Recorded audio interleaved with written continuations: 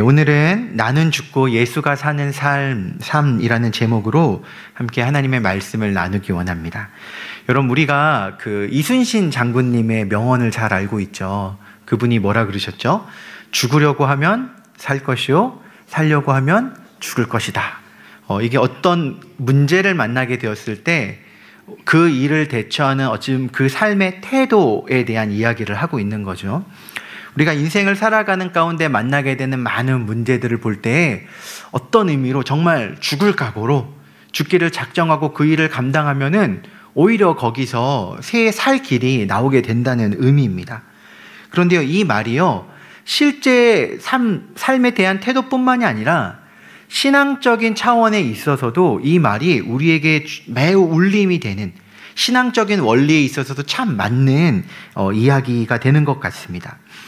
오늘 본문의 주인공은 사도 바울인데요. 오늘 본문의 배경을 잠깐만 살펴보면은 이제 사도 바울은 여러 지역을 돌면서 복음을 전도하는 전도 여행을 다녔습니다. 3차 전도 여행을 마치고 거기서 예루살렘 교회의 어려운 형편을 듣고서 많은 성도들의 모금, 헌금을, 구제헌금을 모아가지고 지금 예루살렘 교회로 긴급하게 가려고 하고 있는 중에 있습니다. 우리 20장 16절을 보시면 사도 바울이 이렇게 얘기하는 걸 볼 수 있는데 한번 같이 읽어보겠습니다. 바울이 아시아에서 지체하지 않기 위하여 에베소를 지나 배 타고 가기로 작정하였으니 이는 될 수 있는 대로 오순절 안에 예루살렘에 이르려고 급히 가미로다. 16절에 보면은 오순절 날이 되기 전에 예루살렘 교회로 가려고 지금 애쓰고 있고 그걸 위해서 많은 일들을 작정하고 있다라는 것들을 보게 됩니다. 이 오순절은 초대 교회가 사실 탄생한 날이죠. 오순절 성령 강림의 역사를 통해서 초대 교회가 세워졌고, 사도 바울은 그 어찌 보면 출발일 전에 빨리 가서 이 구제 헌금을 교회에 드림으로 그것들을 어찌 보면 기념하는 것이 하나님의 뜻이다라고 생각을 했습니다. 그래서 오늘 본문에 보면은 단순히 자기 생각만으로 예루살렘 교회로 가려는 것이 아니라 그 일이 성령에 매여서 성령의 인도하심 가운데 진행된 거라는 것을 고백하고 있는 거죠. 우리 22절, 23절 다시 한번 같이 읽어보겠습니다. 보라, 이제 나는 성령에 매여 예루살렘으로 가는데 거기서 무슨 일을 당하는지 알지 못하노라. 자, 그 22절에 성령에 매여서 예루살렘으로 간다라고 얘기하고 있죠. 그런데 그 예루살렘으로 가게 되면 어떤 일이 있을 거라고 성령이 이야기하시냐면 23절에 이렇게 얘기합니다. 오직 성령이 각 성에서 내게 증언하여 결박과 환난이 나를 기다린다 하시니. 자, 성령에 매여서 성령의 아주 강권적인 인도하심으로 지금 예루살렘으로 가는데 그곳에 가면 뭐가 있냐면 자기가 매여서 죽게 될 수도 있고 환난과 고난과 어려움을 만나게 될 것이다 라는 것이 성령의 감동으로 자기에게 온 거예요. 여러분, 사실 우리가 이런 상황이 되면은 순종하기가 쉽지 않죠. 가면은 뻔히 고난과 어려움이 있고 죽을 수도 있는 환경인데 어떻게 갈 수 있어? 라고 고민하게 될 것입니다. 우리 성도님들은 기꺼이 그래도 가야지라고 할지 모르겠지만 제가 목사인 제 자신으로 생각해 볼 때 내가 진짜 제대로 순종할 수 있을까라는 그런 고민이 들 것 같아요. 그런데 사도 바울은 그런 고난과 죽음이 내게 온다 할지라도 그것이 하나님의 뜻이라면 기꺼이 가겠다라는 마음으로 그곳을 가기로 지금 결단하고 마음을 정했다라는 이야기예요. 여러분, 우리가 무언가를 선택할 때 어떤 기준으로 선택하는가 하는 것은 사실 매우 중요합니다. 우리가 예배를 드릴 때는 하나님의 뜻대로 선택해야지라는 생각을 하지만 우리의 삶과 일상으로 들어가게 되면은 이 선택의 기준이 나 자신으로 변할 때가 너무도 많습니다. 이 상황이 내게 유리한가 불리한가를 놓고 고민하면서 가급적이면 내게 유리한 방향으로 선택을 하려고 하죠. 내가 낮아지기보다는 높아지는 방향으로, 내게 이익이 되는 방향으로 우리가 살아갑니다. 그러니까 예배를 드릴 때는 주님을 위해서 다 죽을 수 있을 것처럼 우리가 마음을 먹어요. 그런데 우리의 일상으로 들어가면 조금의 손해도 보지 않으려고 하는 것이 우리의 모습이라는 거예요. 여러분, 그런데 이런 사도 바울의 결심과 함께 참 재밌는 상황이 무엇이냐면은, 지금 사도 바울은 성령의 감동으로 예루살렘 교회에 가서 고난과 결박을 받아서 내가 죽더라도 감당하겠다라는 마음으로 그곳에 가려고 하는데, 가는 길에 만나게 되는 많은 믿음의 사람들이 성령의 감동하심 가운데 그곳에 가서는 안 된다라고 이야기를 하고 있는 거예요. 21장 3절 4절 말씀 같이 한번 읽어보겠습니다. 구브로를 바라보고 이를 왼편에 두고 수리아로 항해하여 두로에서 상륙하니 거기서 배의 짐을 풀려 함이러라. 제자들이 찾아 거기에 이레를 머물더니 그 제자들이 성령의 감동으로 바울더러 예루살렘에 들어가지 말라 하더라. 바울이 이제 두로라는 곳에 항구 도시예요. 그쪽에 가서 이제 예루살렘으로 가려는 준비를 하고 그곳에서 일주일을 머무면서 그곳에 있는 제자들과 만나서 교류를 하는 거예요. 그런데 그곳에서 기도하는 제자들이 바울을 위해서 보면서 기도해 봤더니 당신에게 많은 고난이 있을 것 같아요. 그러니까 예루살렘 교회에 가시면 안 됩니다라고 누구의 뜻을 성령의 감동으로 얘기를 하는 거예요. 재밌죠? 또 이후에 바울이 빌립이라는 사람의 집에 머물고 있는데 아가보라는 선지자가 내려와서 이 바울의 허리띠를 가져다가 예언을 합니다. 이 띠의 주인이 예루살렘에 가서 큰 고난을 당할 것이다 라는 얘기를 해요. 그러자 그와 함께 있던 다른 모든 제자들이 그 성령의 감동하심 가운데 바울에게 뭐라고 얘기하냐면 예루살렘에 가시면 안 됩니다 라고 권합니다.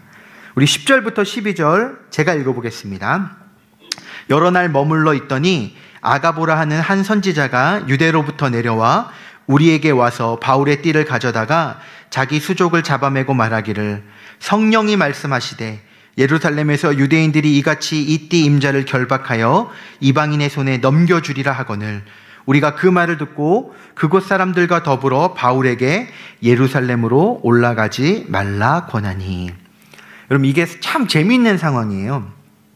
동일한 성령의 감동을 받았습니다. 사도 바울도 그렇고요.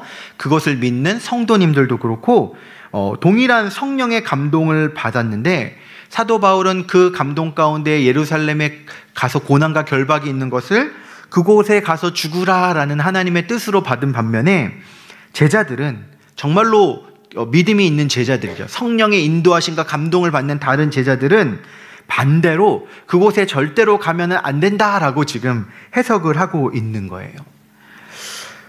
바울과 정반대의 성령의 감동으로 해석했죠. 여러분, 성령의 감동이 잘못된 것은 아닙니다. 또 제자들이 불경건하거나 기도를 안 하는 믿음이 없는 자들도 아니에요. 똑같이 하나님을 믿고 기도하면서 성령의 감동을 받는 자들이었습니다. 둘 다 문제가 없어요. 그런데 놀랍게도 바울은 이 성령의 감동을 제가 예루살렘에 가서 죽겠습니다라는 결단으로 받아들인 반면에 제자들은 가면 안 된다라고 지금 이야기하고 있다라는 거예요. 자, 왜 이런 차이가 나타나게 되는가라는 점입니다. 성령의 감동이 내 안에서 설명되고 내 안에서 받아들여질 때 무엇에 의해서 사실 그것이 결정되냐면은 하나님의 성령 그 자체에 의해서 이루어지는 것이 아니라 내 마음이 어떤 확정함에 있느냐에 의해서 결정되어지더라라는 거예요.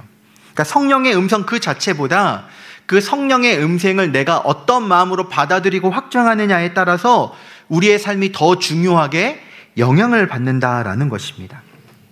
지금 사도 바울의 마음은 어디를 향하고 있냐면 어떤 경우에도 나는 죽음을 향해서 가겠다라는 그런 결단을 가지고 생각하고 있어요. 그의 평소에 사역과 그의 마인드가 무엇이냐면은 복음을 위해서 나는 죽겠다라는 마음을 가지고 있는 거예요.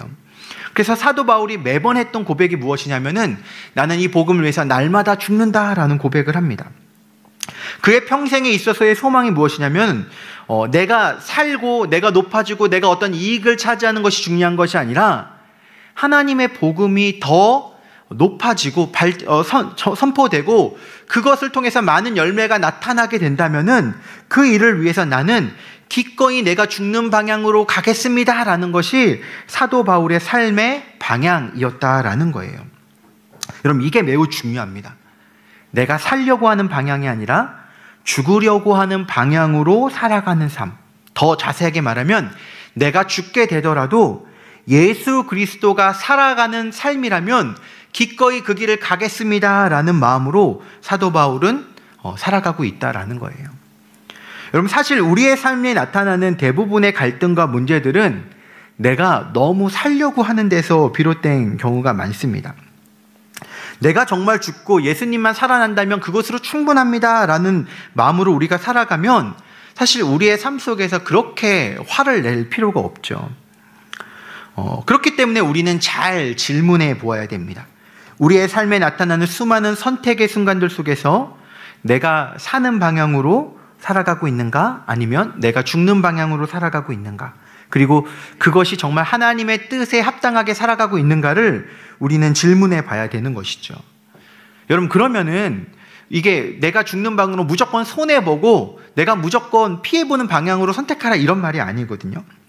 내가 죽고 예수님이 사는 삶이 무엇인가 라는 것에 대해서 우리가 잘 질문을 해봐야 되는 거예요. 여러분, 교회에서 열심을 내서 헌신하는 게 내가 죽는 길이 아닙니다. 어떤 분은요, 열심히 봉사하고 헌신하는 것 자체가 자기의 공명심을 위해서 혹은 사람들로부터 받는 인정과 칭찬을 위해서 열심히 헌신할 수가 있어요. 그거는 내가 살려고 하는 길이죠.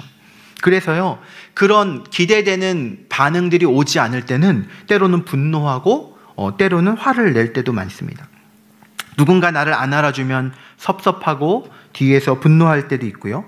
근데 그렇다면 사실 그게 주님을 섬긴 게 아니라 인정받으려고 자기 자신이 살려고 했던 모습인 거죠.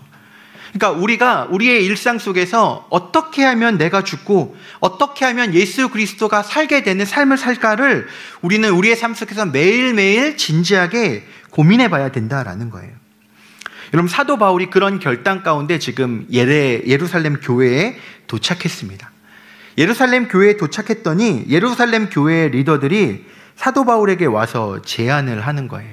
이제 뭐라고 제안을 했냐면은, 당신이 이방 세계를 다니면서 복음을 전도하는데 당신이 전하는 내용이 모세의 율법을 지키지 않아도 된다라고 얘기하거나 할례를 받지 않아도 말하는 등 율법을 우습게 여기는 것처럼 소문이 나서 이 유대교회 성도들이 몰려있는 이 예루살렘에서 당신에 대한 반응이 안 좋고 좀 오해가 많다라는 거예요. 우리가 복음 안에서 이방인이나 유대인이나 다 한 교회, 한 몸으로 연합된 것이 매우 중요한데 이 부분 때문에 좀 오해가 많이 되니 당신도 모세의 율법을 중요하게 여기고 지키는 사람이라는 것들을 조금 보여줘가지고 이렇게 그들을 좀 설득할 수 있는 거리를 만들면 좋겠다라는 이야기를 합니다. 그래서 우리가 잘 변호를 해줄 테니 우리 안에 율법을 지키기 위해서 약속하기로 한 형제들이 있는데 그 비용을 당신이 대고 일주일을 그들과 함께 율법을 지키는 일을 행하면은 그것들이 잘 될 것 같다라고 이제 바울에게 제안을 하는 거죠. 원래 사도 바울의 성격이었다면 사도 바울은 이렇게 이야기할 겁니다. 이거 뭐 일종의 쇼하는 거 아니냐고, 보여주기 식으로 하는 게 옳지 않고 정말 복음 안에서 사실 율법이 뭐가 중요하냐, 그러니까 나는 이런 어떤 쇼 같은 거 하기 싫어라고 말하는 게 엄밀히 말하면 본래 사도 바울의 성격이었을 거예요. 근데 사도 바울이요, 기꺼이 그것을 하겠다라고 이야기를 합니다. 그래서 그들의 비용을 대고 일주일 동안 율법을 함께 지키는 그 일들을 잘 감당해 가요. 그런데 안타깝게도 어떤 일이 벌어지냐면 그 일주일의 마지막 날에 한 유대인이 사도 바울을 딱 보면서 이렇게 선동을 하는 거예요. 이 사람 이방 세계에서 율법 지키지 않아도 된다고 하고 모세의 율법을 어겼던, 할례를 부인했던 그 사람이 맞습니다라고 이제 선동을 하고 유대인들에게 소리를 치는 거예요. 그래서 그 이야기를 듣고 그 유대인들이 사도 바울에게 달려들어가지고 그를 때리고 막 소요가 일어나게 된 거죠. 그래서 간신히 천부장에 의해서 구원은 받게 된 그런 일이 있었습니다. 여러분, 그런 상황에서 우리가 이제 생각해 보는 거예요. 예루살렘 교회 리더들이 바울에게 당신이 일주일 동안 율법을 좀 지키는 이 퍼포먼스를 하면 어떠냐라고 한 것이 복음을 위한 배려였을까요? 아니면은 정치적인 어떤 꼼수였을까요? 아마 이제 우리는 그게 꼼수일 수도 있겠다라고 생각할지도 모를 거예요. 그런데 엄밀히 말하면은 복음을 위한 배려인지 정치적인 꼼수인지 질문하는 이유가 무엇입니까? 그 이유는 우리가 다 그 결과가 부정적이라고 느끼기 때문이에요. 하나님의 뜻대로 뭔가 했는데 결과가 좋지 않아서죠. 우리 안에 이런 결과주의자적인 모습이 있다는 거예요. 결과가 나빴기 때문에 지금 이 이야기를 하고 있는 거예요. 만약에 사도 바울이 얻어맞지 않고 그 일을 통해서 율법의 결례를 잘 지켜서 유대인들이 당신도 율법을 잘 지키는 사람입니다 하면서 인정해 줬다면은 아마도 다 하나님의 은혜입니다 하면서 감사히 여겼을 거예요. 그런데 결과가 나쁘게 나니까, 내가 기대하는 대로 나오지 않으니까 이게 별로 정치적인 꼼수이지 않았나라고 이제 생각하게 되는 거거든요. 여러분 잘 생각해 보면은 결과에 따라서 우리가 했던 그것이 어떻게 판단받는다라는 것은 사실은 상황주의적인 해석 아닙니까? 상황에 따라서 내가 그것이 하나님의 뜻인지 아닌지를 생각하겠다라는 것이잖아요. 그때 가봐서 상황 보고 판단하자라는 것이 사실은 우리 안에서도 너무나 능숙합니다. 물론 결과가 중요하지만 사실 이게 정치적인 꼼수의 차원이었다면 아마도 사도 바울은 받아들이지 않았을 거예요. 그의 성격상. 근데 사도 바울이 이 제안을 받아들인 이유는 무엇입니까? 첫 번째로 그들의 제안대로 결례를 행해서 유대인들과 이방인들이 한 믿음 안에서 잘 연합이 되면은 그거는 너무나 좋은 거잖아요. 그러니까 순종한 거예요. 근데 만약에 정반대로 이번의 경우처럼 어떤 어려움이 생겨가지고 심지어 자기가 폭행을 당하고 결박을 당하고 어떤 환난을 당하게 된다 할지라도 사도 바울은 어떤 거예요? 괜찮은 거예요. 왜 그렇습니까? 애초에 사도 바울이 예루살렘 교회에 왔던 이유가 그 고난을 감당하면서 죽기 위해서 온 거기 때문이었어요. 그렇게 되면 그것은 하나님이 준비하신 거라고 생각하고 받아들일 마음으로 왔던 거예요. 그렇기 때문에 이 제안을 기꺼이 받아들였다라는 것입니다. 여러분 만약에 우리가 날마다 내가 죽는 방향으로 선택을 하는 삶을 살아가죠. 내가 죽더라도 예수가 높아지는 방향으로 선택을 한다면요, 우리의 삶은 절대로 패배하는 삶을 살지 않습니다. 근데 우리가 신앙생활을 하면서 힘든 이유는 엄밀히 말하면 다 내가 살려고 하기 때문이에요. 그래서 힘든 거예요.